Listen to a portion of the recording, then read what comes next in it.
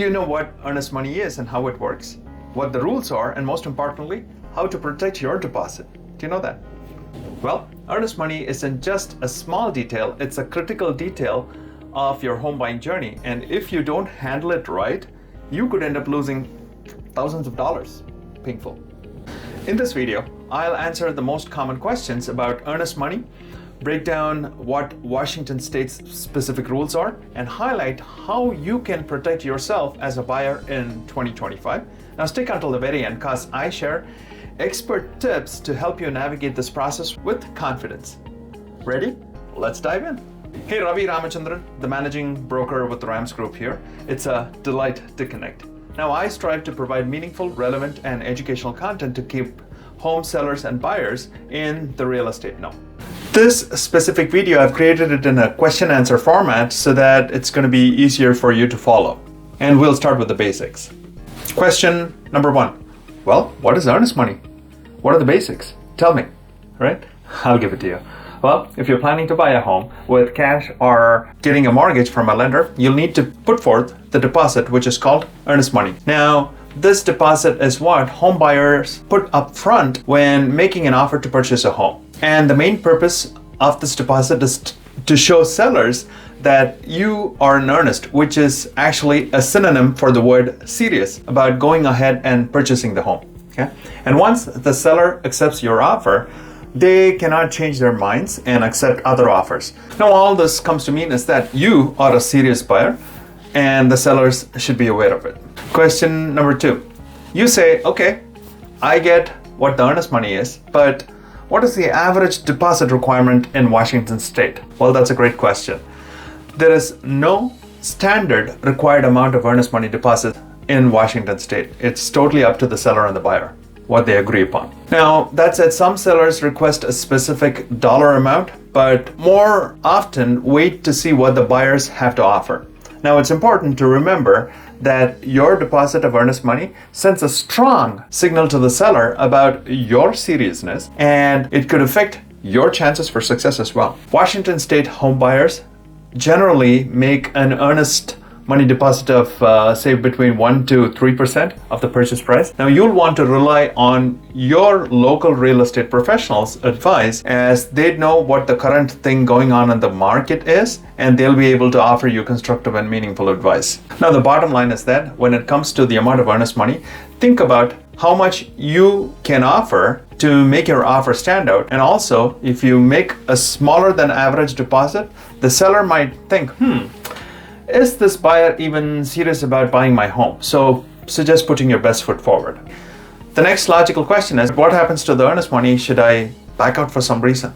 Well, most real estate purchase agreements have what is known as contingencies written into them, which serve to protect you, the buyer. Now, these are strict deadlines that must be adhered to. From a home buyer's perspective, a contingency is something that allows you to back out of the contract if certain conditions aren't met, basically, and expect a full refund of your earnest money.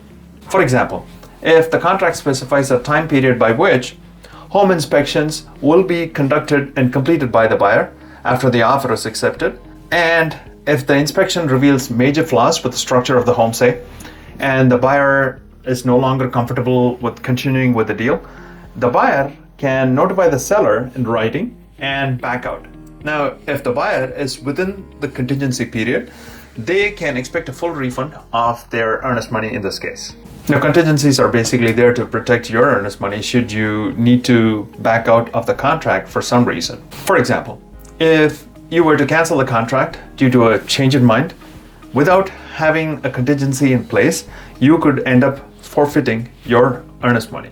If a contract is legally canceled by a buyer and the seller refuses to release the earnest money funds, Washington State Real Estate Code provides a legal avenue to force the release of the earnest money. In short, if the buyer sends notice to the escrow company for the release of earnest money funds back to them, the seller has a specific time to provide authorization for the escrow company to send the funds back over to the buyer.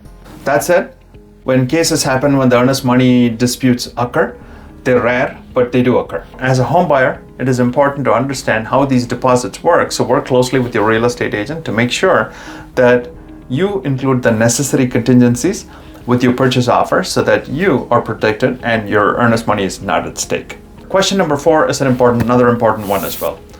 As a buyer, what is the maximum amount of earnest money deposit that a buyer could lose should they back out of a contract? Now, when multiple offers were alive and well, especially the market that was in 2020, 2021, we were seeing buyers go crazy with their earnest money deposits. Though typically earnest money deposit is just about 1 to 3% of the purchase price, we saw buyers put 15 to 20% of the purchase price as their earnest money to make their offers super strong and to make sellers pick their offers.